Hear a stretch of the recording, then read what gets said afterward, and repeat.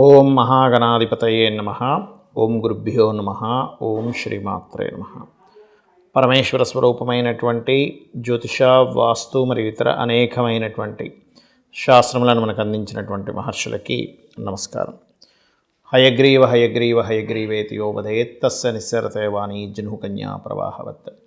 అరుణాం కరుణాతరంగితాక్షీం ధృతపాశాంకుశపుష్పబాణచాపాం అనిమాదిభిరావృతాం మయూకైః అహమిత్యేవ విభావయే భవానీం. శ్రీమాత్రే నమః. ప్రేక్షకులకి లలితాంబిక అమ్మవారి యొక్క అనుగ్రహం పరిపూర్ణంగా కలగాలని మనస్ఫూర్తి కోరుకుంటూ మనం ఈరోజు చెప్పుకోబోయేటువంటి టాపిక్ వార ఫలితాల్లో 5వ తేదీ నుంచి 11వ తేదీ వరకు ఎలా ఉండబోతుంది, ఏ విషయాల పట్ల జాగ్రత్త వహించాలి, మరియు ఏ దేవతారాధన చేసుకోవాలి. అయితే ఈ విషయాలు చెప్తుంది నేనైనప్పటికీ కూడా చెప్పేసిన సాక్షాత్ లలిత అమ్మవారిగా భావిస్తూ అసలు గ్రహాలు ఎలా ఉన్నాయో చూసుకుందాం. వృషభంలో వక్రించిన గురువు, కర్కాటకంలో వక్రించిన కుజుడు, కేతు కన్యారాశిలోని, ధనస్సుల రవిబుధులు, శుక్రుడు, చంద్రుడు, శని కలిసి ఉన్నారు. చంద్రుడు కూడా ఇక్కడ ఉన్నాడు. ఈ యొక్క చంద్రుడు ఈ వారం రోజుల పాటు మనకి గురువు వరకు చేరుకోవడం జరుగుతుంది. కుంభ, మీన, మేష, వృషభ రాశుల్లో. అదేవిధంగా మీనరాశిలో రాహు. ఇది గ్రహస్థితి. కన్యాలగ్నము, కన్యారాశి. కన్యవారి కనుక చూసుకున్నట్లయితే లగ్నంలో కేతువు, లగ్నంలో ఎప్పుడైతే కేతు ఉన్నాడో సప్తమ స్థానంలో రాహు ఉన్నాడో ఇది ఇచ్చే రిజల్ట్ కొంచెం ఆధ్యాత్మికత, వైరాగ్యము, విరక్తి, ఉన్నతమైనటువంటి ఆధ్యాత్మిక యోగాన్ని ఇస్తున్నాడు మీకు. అయితే మీరు 5వ తేదీ ప్రత్యేకంగా స్త్రీలతో అనవసరమైన శత్రుత్వాల జోలికి వెళ్ళకండి. ఇది చాలా కీలకమైనటువంటి అంశం. 6, 7వ తేదీలు వివాహ నిర్ణయాలు, పార్ట్నర్స్ చేర్చుకునేటువంటి విషయాల్లో చాలా జాగ్రత్తగా ఉండాలి. 8, 9 తేదీలు కనుక చూసుకున్నట్లయితే ఇక్కడ కూడా కాస్త రుణాలు ఇవ్వడం తీసుకునేటువంటి విషయాలు. ఎందుకంటే 6వ స్థానంలో శుక్రుడు ఉన్నప్పుడు తెలియకుండానే ఎవరికైనా స్త్రీలకు రుణాలు ఇచ్చి అక్కడ ఇబ్బంది పడుతూ ఉంటారు. అది సొంత వాళ్ళు కావచ్చు, బయట వాళ్ళు కావచ్చు. పురుషుడికి స్త్రీయే, స్త్రీ పురుషులని కాదు. స్త్రీలైనా స్త్రీలకి ఇవ్వచ్చు, పురుషులైనా స్త్రీలకి రుణం ఇవ్వడం ద్వారా శత్రుత్వాలు వస్తాయి. స్త్రీలతో గుర్తుపెట్టుకోండి. అలాగే ఇక్కడ ఈ కన్యాలగ్నం వారికి ముఖ్యంగా 10, 11వ తేదీలు మీరు చేసే ప్రయత్నం ఫలిస్తుంది.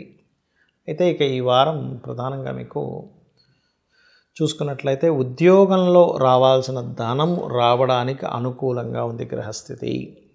అదేవిధంగా ఉద్యోగంలో ధనం రావడంతో పాటు కాస్త వర్క్ స్ట్రెస్ కూడా ఎక్కువగా ఉంటూ ఉంటుంది. మరియు పూర్వీకుల ఆస్తులకు సంబంధించిన విషయంలో అనుకూలమైనటువంటి స్థితి ఉంది.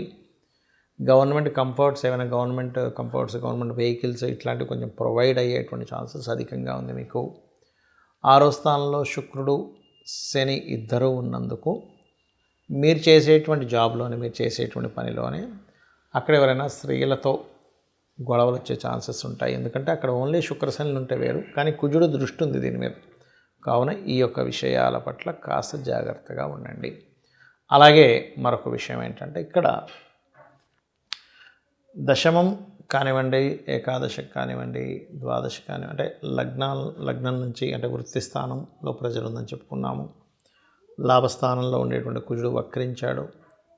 సో ఈ కుజుడు వక్రించి ఆ నీచ స్థానంలో ఉన్నప్పుడల్లా కొంచెం ఏమవుతుంటుందంటే ఇందులో ప్రధానంగా ఈ 8, 9 తేదీలు మాత్రం ఇంకొంచెం జాగ్రత్తగా ఉండాలి. ఎవరికైనా రుణం ఇవ్వడం, తీసుకునేటువంటి అంశాల్లో ఇది పర్టికులర్గా చూసుకోవాల్సిన విషయం. అలాగే బొగ్గు గనులు లేనట్లయితే మైనింగ్ రిలేటెడ్ ఎనీథింగ్ మైనింగ్ అంటే భూగర్భ సంబంధించినటువంటివి ఎవరైతే కాంట్రాక్ట్స్ చేస్తుంటారో వారికి ఇప్పుడు ఉండేటువంటి గ్రహస్థితి చాలా అనుకూలంగా ఉంది. ఇక మీరు చేయవలసినటువంటి దేవత ఆరాధన, అమ్మవారి యొక్క ఆరాధన ఎక్కువగా చేయండి. నరసింహస్వామి యొక్క ఆరాధన, అమ్మవారి యొక్క ఆరాధన చేయండి. అన్ని విధాలు బాగుంటుంది. చాలామంది నన్ను అడుగుతున్నటువంటి ప్రశ్న ఏమిటి అంటే జాతక చక్రంలో ఎలా ఉందో సేమ్ యాజ్ ఇట్ ఈజ్ అలాగే కలుగుతుందా, మనం ఏదైనా మార్చుకోవచ్చా అనేటువంటి చాలామంది నన్ను అడుగుతున్నటువంటి క్వశ్చన్ ఇది.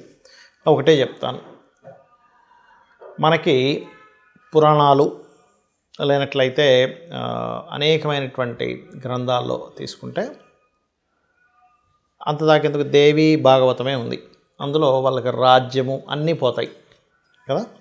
రాజ్యము అన్నీ పోయినప్పుడు వాళ్ళు అడవులు పాలై తల్లి కొడుకు ఇద్దరు కూడా అక్కడ అమ్మవారి బీజాన్ని, ఐం బీజాన్ని చేస్తూ ఉంటాడు.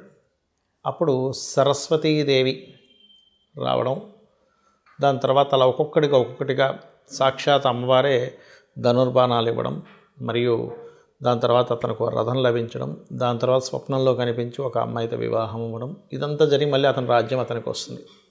అంటే ఇక్కడ మనం అర్థం చేసుకోవాల్సింది ఏంటంటే, మన పూర్వజన్మ కర్మ బట్టి రాసుకొని వచ్చాం భూమి మీదకి, ఇలా జరగాలి స్టోరీ అనేది. ఇందులో కరెక్షన్స్ చేయబడవా అనేటువంటిది కూడా అగైన్ ఎప్పుడు జరుగుతుంది, ఎప్పుడు సాధ్యం అంటే 2 విషయాలు. ఒకటి మనం మానవ ప్రయత్నంగా చేసే ప్రయత్నము, రెండవది దైవానుగ్రహం చాలా ముఖ్యం. అందుకే మనం ఏం చేయాలి, సత్కర్మ చేయడం ద్వారా మన యొక్క కర్మ మారుతుంది. ఆదిశంకరాచార్యులు వారి వృత్తాంతంలో కూడా ఉసిరికాయ ఇస్తుంది. ఇతను భిక్షాటన చేసుకుంటూ ఒక్కొక్క ఇంటికి వెళ్తూ ఉన్నప్పుడు, ఒక ఇంటికి వెళ్ళినప్పుడు భిక్షాటన క్రమంలో ఆ ఇంటి ముందు అడిగినప్పుడు ఆవిడ ఒక ఉసిరికాయ ఇస్తుంది. ఉసిరికాయ ఇచ్చినప్పుడు చెప్తుంది, ఏమంటే 10 రోజుల నుంచి మా ఇంట్లో నేను ఎటువంటి ఆహారం లేకుండా ఉన్నాను, మా వారు బయటికి వెళ్ళారు, ఉన్న ఒక్క ఉసిరికాయ దేవుడికి నైవేద్యం పెట్టినటువంటి ఉసిరికాయ నీకు ఇస్తున్నాను స్వామి అని చెప్పినప్పుడు ఆదిశంకరాచార్యుల వారికి ఒక్కసారిగా కళ్ళలో నీళ్ళు వస్తాయి. వచ్చి లక్ష్మీదేవిని ప్రార్థించినప్పుడు ఆ యొక్క లక్ష్మీదేవి ప్రత్యక్షమై మొట్టమొదటిగా చెప్పిన మాట ఏమిటంటే, శంకరా నువ్వు నన్ను ప్రసన్నం చేసుకున్నావు, ఏం కావాలి అని అడిగినప్పుడు ఇక్కడ ఈ దారిద్ర్యాలు ఉందమ్మా నువ్వు అనుగ్రహించు అన్నప్పుడు, కరెక్టే నేను అనుగ్రహించాలంటే పుణ్యం ఉండాలి, కానీ ఇవిడికి పుణ్యం లేదు కదా అంటుంది. అప్పుడు అతను ధర్మం పాటించింది కదా, ధర్మం పాటించినందుకు ధర్మాన్ని అడ్డుపెట్టి నువ్వు ఇవ్వాలి అన్నప్పుడు అక్కడ ఇప్పటికే ఉంది కాలడిలో బంగారు ఉసిరికాయల యొక్క వర్షం కురిసింది. అంటే ఇక్కడ అర్థం ఏమిటి, మీ జన్మజాతకంలో ఒక భావం పాడైంది, 4వ స్థానం పాడైంది, విద్యా సంబంధించిన ఆటంకాలు, లేదా గృహ సంబంధించిన ఆటంకాలు, లేదా ధనభావం పాడైంది, ధన సంబంధించిన ఆటంకాలు, వృత్తిభావం పడింది, ఆటంకాలు ఏర్పడతాయి. ఎందుకు, పూర్వజన్మలో చేసుకున్న కర్మ వల్ల. కానీ అది ఎవరు, చాలామంది నన్ను అడుగుతున్నటువంటి ప్రశ్న ఏమిటి అంటే, జాతక చక్రంలో ఎలా ఉందో సేమ్ యాజ్ ఇట్ ఈజ్ అలాగే కలుగుతుందా, మనం ఏదైనా మార్చుకోవచ్చా అనేటువంటి చాలామంది నన్ను అడుగుతున్నటువంటి క్వశ్చన్ ఇది. ఒకటే చెప్తాను, మనకి పురాణాలు లేనట్లయితే అనేకమైనటువంటి గ్రంథాల్లో తీసుకుంటే అంతదాకెందుకు దేవి భాగవతమే ఉంది.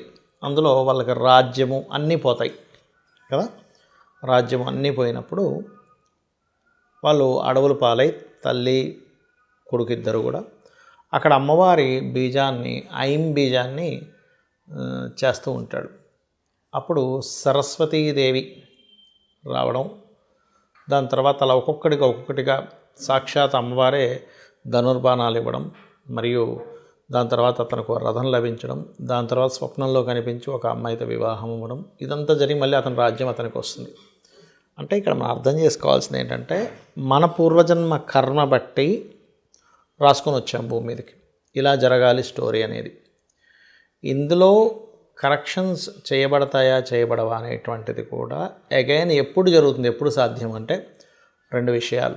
ఒకటి మనం మానవ ప్రయత్నంగా చేసే ప్రయత్నము, రెండవది దైవానుగ్రహం చాలా ముఖ్యం. అందుకే మనం ఏం చేయాలి, సత్కర్మ చేయడం ద్వారా మన యొక్క కర్మ మారుతుంది. ఆదిశంకరాచార్యులు వారి వృత్తాంతంలో కూడా ఉసిరికాయ ఇస్తుంది. ఇతను భిక్షాటన చేసుకుంటూ ఒక్కొక్క ఇంటికి వెళ్తూ ఉన్నప్పుడు, ఒక ఇంటికి వెళ్ళినప్పుడు భిక్షాటన క్రమంలో ఆ ఇంటి ముందు అడిగినప్పుడు ఆవిడ ఒక ఉసిరికాయ ఇస్తుంది. ఉసిరికాయ ఇచ్చినప్పుడు చెప్తుంది, ఏమంటే 10 రోజుల నుంచి మా ఇంట్లో నేను ఎటువంటి ఆహారం లేకుండా ఉన్నాను, మా వారు బయటికి వెళ్ళారు, ఉన్న ఒక్క ఉసిరికాయ దేవుడికి నైవేద్యం పెట్టినటువంటి ఉసిరికాయ నీకు ఇస్తున్నాను స్వామి అని చెప్పినప్పుడు ఆదిశంకరాచార్యుల వారికి ఒక్కసారిగా కళ్ళలో నీళ్ళు వస్తాయి. వచ్చి లక్ష్మీదేవిని ప్రార్థించినప్పుడు ఆ యొక్క లక్ష్మీదేవి ప్రత్యక్షమై మొట్టమొదటిగా చెప్పిన మాట ఏమిటంటే, శంకరా నువ్వు నన్ను ప్రసన్నం చేసుకున్నావు, ఏం కావాలి అని అడిగినప్పుడు ఇక్కడ ఈ దారిద్ర్యాలు ఉందమ్మా నువ్వు అనుగ్రహించు అన్నప్పుడు, కరెక్టే నేను అనుగ్రహించాలంటే పుణ్యం ఉండాలి, కానీ ఇవిడికి పుణ్యం లేదు కదా అంటుంది.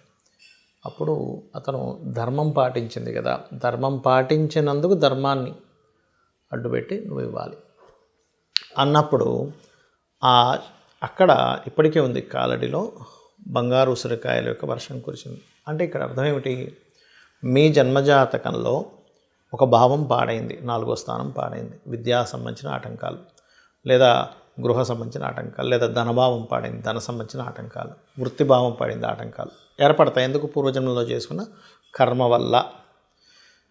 కానీ అది ఎవరు అక్కడ ఏ కర్మ చేయడం వల్ల ఆ యొక్క ఇబ్బంది పడుతున్నామో తెలుసుకొని దానికి సంబంధించినటువంటి మంత్రము, లేకపోతే ఒక దానము, లేనట్లయితే కూర్చొని పెద్దగా ఏమి మనం లక్షలు వేలు ఖర్చు పెట్టాల్సిన అవసరం ఉండదు. గుర్తుపెట్టుకోండి, రెమెడీ అంటే చాలా సింపుల్గా, ఓకే నాకు పలానా గ్రహం వల్ల ఇబ్బంది అవుతుంది, ఆ గ్రహం దగ్గరికి వెళ్ళి దీపం పెట్టడం, చక్కగా ఆ గ్రహానికి సంబంధించిన అధిష్టాన దేవత ఎవరో తెలుసుకొని ఆరాధన చేయడం, లేకపోతే ఆ గ్రహ సంబంధించిన మంత్రం చదువుకోవడం, మన ప్రయత్నం మనం చేయడం చేసినట్లయితే 100% మీకు మారే యోగం ఉంటుంది. అయితే ఇందులో కూడా మారాలని ప్రయత్నం చేయాలని కూడా జాతక చక్రంలో ఉంటుంది. మారే ప్రయత్నం చేయని జాతకాలు కొన్ని ఉంటాయి, వాళ్ళు అలాగే బ్రతుకుతూ ఉంటారు. నేను విన్ అవ్వకూడదు, నేనేం చేయాలి, నేను ఎట్లా ఆలోచించాలి అనేటువంటి ఆలోచన కలిగిన వాళ్ళకే దైవానుగ్రహం కూడా ఉంటుంది. అందుకే గాయత్రి మంత్రం రోజు పొద్దున్నే ప్రచోదయాత్ అని చెప్పి చదువుతూ ఉంటాం. ఎందుకు? నా యొక్క బుద్ధి వికసించుగాక అనేటువంటిది. కాబట్టి చక్రంలో ఎప్పుడు కూడా ఏ గ్రహం పాడైందో దానికి సంబంధించిన రెమెడీ చేసుకోవడం ద్వారా మీరు బయటపడవచ్చు, అందులో ఎటువంటి సందేహం లేదు. అది కూడా చిన్న మంత్రం చేత. అందరికీ కూడా ఇవాళ రేపు ఫైనాన్షియల్ ప్రాబ్లమ్సే ఉన్నాయి కాబట్టి, ఒకటి అప్పులు ఉన్నటువంటి వారు ఓం అపర్ణాయే నమః అనే మంత్రము, ఫైనాన్షియల్ ప్రాబ్లమ్స్ ఉండేటువంటి వారు ఓం సంపత్కరీ సమారూఢ సింధుర వ్రజ సేవితాయేన అనేటువంటి మంత్రాన్ని చేయండి. అన్ని విధాలా బాగుంటుంది. శ్రీమాత్రే నమః.